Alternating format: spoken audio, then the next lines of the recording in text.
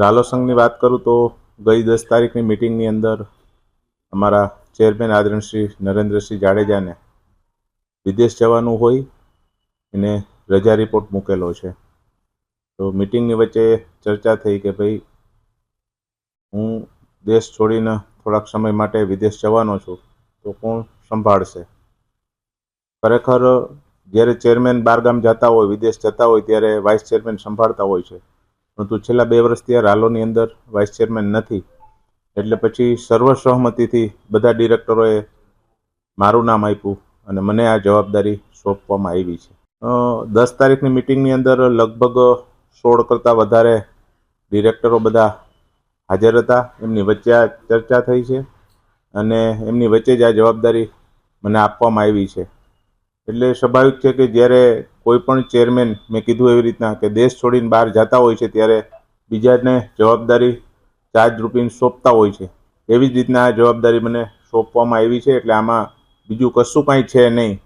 બધા સાથે મળી અને જેવી રીતના અત્યાર સુધી બધા ચેરમેનશ્રીઓએ રાલો સંઘની ખૂબ સારી રીતના સંભાળ લીધી છે, એવી જ રીતના હું પણ બધાને સાથે રાખી અને જવાબદારી સંભાળવાનો છું. ખાસ કરીને જ્યારે મને પ્રદેશની અંદર કારોબારી સભ્ય તરીકેની જવાબદારી આપી છે ત્યારે રાષ્ટ્રીયનું અમારું શિસ્ત નેતૃત્વ અને પ્રદેશનું શિસ્ત નેતૃત્વનો હું ખૂબ ખૂબ હૃદયથી આભાર માનું છું.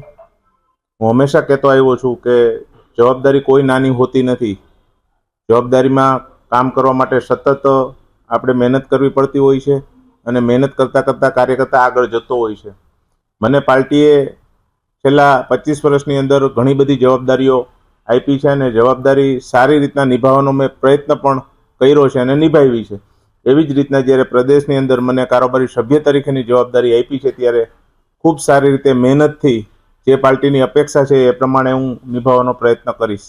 હું વાત કરું તો મેં કીધું એવી રીતના કોઈ જવાબદારી કાયમી હોતી નથી, જવાબદારી બદલતી રહેતી હોય છે. ઉદયભાઈ પણ એક અમારા વિસ્તારના ધારાસભ્ય છે, ખૂબ સારી રીતે લોકોના કામ કરે છે અને મેં કીધું એવી રીતના ક્યારેય કાંઈ એવું હોતું નથી, પરંતુ સમયાંતરે કંઈક ને કંઈક નાના મોટું પરિવર્તન આવતું હોય છે, જવાબદારીઓ ફરતી હોય છે, ત્યારે આવી બધી ચર્ચાઓ થતી હોય છે. એટલે હું એવું માનું છું કે આ ચર્ચાઓની અંદર ધ્યાન દીધા કરતાં આપણને જે જવાબદારી પાર્ટીએ સોંપી છે એમાં વધારે ધ્યાન આપવું જોઈએ.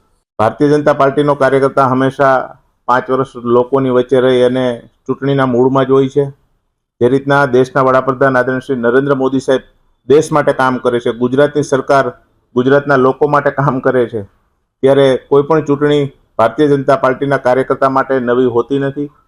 હું એવું માનું છું કે આ ચૂંટણીમાં પણ સંપૂર્ણ રીતે ગુજરાતની પ્રજા ભારતીય જનતા પાર્ટી સાથે, નરેન્દ્ર મોદી સાહેબ સાથે રહેવાની છે, એમાં કોઈ શંકા નથી.